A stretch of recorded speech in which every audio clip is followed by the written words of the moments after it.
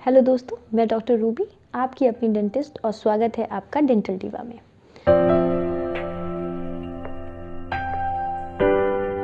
दोस्तों, आज हम बात करेंगे कि सही टूथब्रश कौन सा होता है या टूथब्रश खरीदते समय हमें किन किन बातों का ध्यान रखना चाहिए। मार्केट में बहुत सारी ऐसी कंपनियां हैं जो अपने प्रोडक्ट्स को प्रमोट करती रहती हैं और अपना ब्रांड अच्छा बताती रहती हैं, लेकिन आई एम श्योर कि आप भी मेरी तरह कन्फ्यूजन में रहते हैं कि कौन सा टूथब्रश मेरे लिए अच्छा है, या रोज़ सुबह जो मैं टूथब्रश यूज़ करता हूँ या करती हूँ क्या वो सही है मेरे लिए, या इतने सारे एड्स देख के आप भी कन्फ्यूजन में आ जाते होंगे। तो आज इन्हीं सब सवालों का जवाब देने के लिए मैं यहाँ पे हाजिर हूँ डेंटल डिवा में। आइए शुरू करते हैं।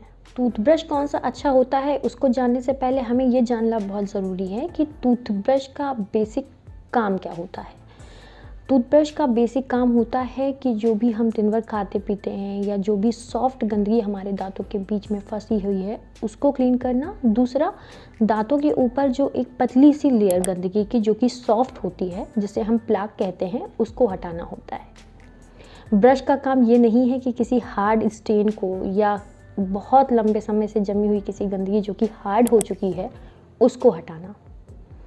तो आई होप आपको समझ आ गया होगा कि टूथब्रश का बेसिक काम क्या होता है।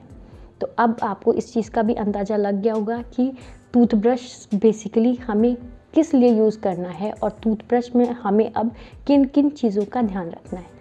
चलिए एक एक करके सारे पॉइंट्स को देखते हैं कि टूथब्रश में बेसिकली क्या क्या चीज़ें हमें ध्यान रखनी है परचेज़ करते वक्त।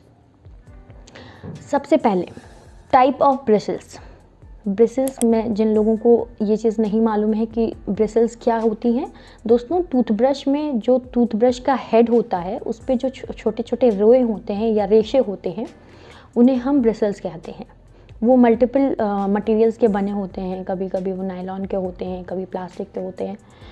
बट कौन सा बेस्ट होता है वो मैं आपको आज बताने वाली हूँ। अगर हम टूथब्रश के हेड की जो ब्रिसल्स हैं उनको अलग अलग भागों में बांटें तो हार्ड, मीडियम और सॉफ्ट तरह के ब्रिसल्स अवेलेबल हैं मार्केट में। बट जो सबसे अच्छा ब्रश होता है या जो सबसे अच्छा ब्रिसल होता है वो सॉफ्ट वाला होता है। अभी मार्केट में अल्ट्रा सॉफ्ट ब्रिसल्स भी अवेलेबल हो गए हैं, बट जो रिकमेंडेशन है कॉमन लोगों के लिए वो सॉफ्ट या मीडियम ब्रिसल का ब्रश होता है। अल्ट्रा सॉफ्ट उन लोगों को यूज़ करना चाहिए जिनके पास कोई स्पेसिफिक प्रॉब्लम है मसूड़ों से लेकर, या उन औरतों को जिनके प्रेगनेंसी के दौरान उनके मसूड़े बहुत ज़्यादा फूल गए हैं, ब्रश करते ही ब्लीड करने लगते हैं, या जिनके मसूड़े में बहुत ज़्यादा सूजन हो रखी है, जो ब्रश करते वक्त उस दर्द को, उस ब्लीडिंग को सह नहीं पाते हैं। तो उस केस में हम अल्ट्रा सॉफ्ट ब्रश एडवाइस करते हैं। बट जनरल पॉपुलेशन के लिए सॉफ्ट ब्रिसल वाला ब्रश रिकमेंडेड होता है।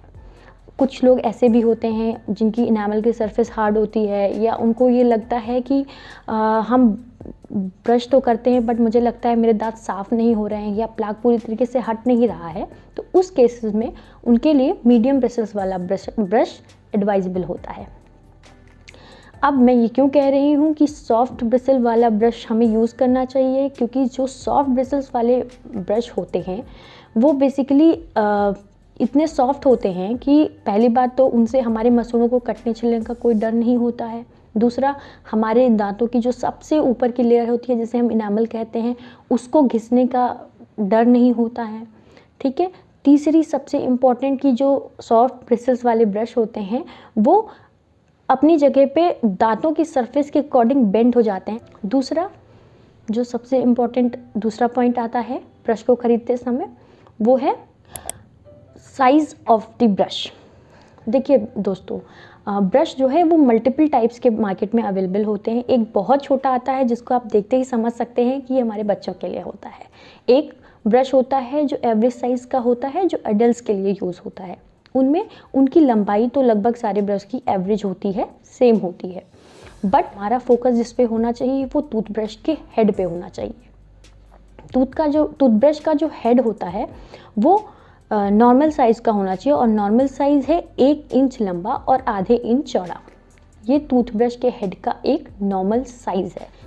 तीसरी जो बात आ जाती है वो ब्रिसल्स के टाइप की, मतलब राउंड ब्रिसल्स या स्ट्रेट ब्रिसल्स। दोस्तों, जो अच्छा ब्रिसल माना जाता है वो राउंड होता है, क्योंकि अगर आपके दांत सेंसिटिव हैं या आपके दांतों की जो सबसे ऊपरी इनामल की परत है वो बहुत मुलायम है या सॉफ्ट है, तो उससे क्या होगा कि जो राउंड ब्रश होंगे वो बहुत ज़्यादा हार्म नहीं करेंगे, साथ ही अगेन उनसे चोट लगने का कोई खतरा नहीं रहेगा। वहीं जो स्ट्रेट ब्रिसल्स वाले ब्रश होते हैं उनके एजेस बहुत शार्प होते हैं, उनसे हमारे मसूड़ों के कटने या छिलने का डर बना रहता है। चौथा, सबसे इम्पॉर्टेंट और सबसे ज़्यादा लोग मुझसे पूछते हैं कि हमें इलेक्ट्रॉनिक ब्रश यूज़ करना चाहिए या मैनुअल ब्रश यूज़ करना चाहिए। तो देखिए, दोनों अपने अपने जगह पे अच्छे हैं, क्योंकि बहुत पुराने समय से मैनुअल ब्रश यूज़ किया जा रहा है और आज भी बहुत ही ज़्यादा संख्या में मैनुअल ब्रश यूज़ किया जाता है। उसके पीछे का एक कारण ये है कि एक तो ये बहुत ही कन्वेंशनल ब्रश है जो बहुत पहले से यूज़ हो रहा है। दूसरा सबसे बड़ा कारण हो जाता है कि ये बहुत ही इकोनॉमिकल है। इन सब कारणों से जो मैनुअल ब्रश है वो आज भी बहुत ज़्यादा यूज़ हो रहा है, बट आजकल इलेक्ट्रॉनिक ब्रशेस का भी बहुत ज़्यादा ट्रेंड चल रहा है, क्योंकि एक तो ये यूज़ करने में बहुत कन्वीनियंट होते हैं, दूसरा ये मैनुअल ब्रश की अपेक्षा दांतों की सफाई ज़्यादा अच्छे से कर पाते हैं, तीसरा इनमें बहुत ज़्यादा मेहनत करने की ज़रूरत नहीं होती है। तो अगर आप भी उन लोगों में हैं जो बहुत सुबह बहुत सारी मेहनत नहीं करना चाहते हैं कि थोड़े से एफर्ट से मेरे दांत एकदम चमक जाए, अंदर बाहर हर तरफ से साफ़ हो जाए, तो आप इलेक्ट्रॉनिक ब्रश का यूज़ कर सकते हैं। बट हाँ दोस्तों, इलेक्ट्रॉनिक ब्रश थोड़े से महंगे होते हैं, बट ये आप पे डिपेंड करता है कि आप कितना एक्सपेंस अपने ब्रश के लिए करना चाहते हो। दोस्तों, ये तो बातें हो गई कि हमें टूथब्रश, नॉर्मल टूथब्रश खरीदते समय किन किन बातों का ध्यान रखना है। अब बात कर लेते हैं कि इन ब्रशेस के अलावा और भी कुछ तरीके के ब्रशेस आते हैं जो दांतों के स्पेसिफिक एरिया के लिए बने होते हैं, या उन लोगों में जिनमें खाना फंसने की समस्या बहुत ज़्यादा होती है उनके लिए बना होता है। जैसे कि आप पिक्चर में देख पा रहे हैं, ये इंटरडेंटल ब्रश है। इंटरडेंटल ब्रश बेसिकली पुराने ज़माने में जो टूथपिक यूज़ किए जाते थे उनको रिप्लेस करके ये इंटरडेंटल ब्रश बनाया गया है, क्योंकि टूथपिक दोस्तों बहुत ही ज़्यादा हार्मफुल होता है। वो दांतों में गैप और ज़्यादा बढ़ा देता है, साथ ही मसूड़ों को और ही ज़्यादा डैमेज करता है। इसलिए टूथपिक का प्रयोग नहीं करना चाहिए, उसकी जगह पे इंटरडेंटल ब्रश जो कि बहुत ही ज़्यादा कन्वीनियंट होता है उसे यूज़ करें। तो प्लास्टिक वाले टूथब्रश होते हैं वो रिसाइकिल नहीं हो पाते, वो बायोडिग्रेडेबल नहीं है। इसलिए मैं आपसे छोटी सी रिक्वेस्ट करना चाहूँगी कि अब जो मार्केट में बायोडिग्रेडेबल ब्रशेस आ गए हैं जो कि बैम्बूज़ के बने होते हैं, उनका यूज़ करें, ताकि हम अपने इन्वायरमेंट को साफ़ सुथरा और अच्छा बनाने में थोड़ा सा कंट्रीब्यूशन अपनी तरफ से कर पाएँ। और इसी के साथ चलती हूँ मैं, और नेक्स्ट मिलेंगे हम एक नई टॉपिक पे। तब तक के लिए बाय बाय।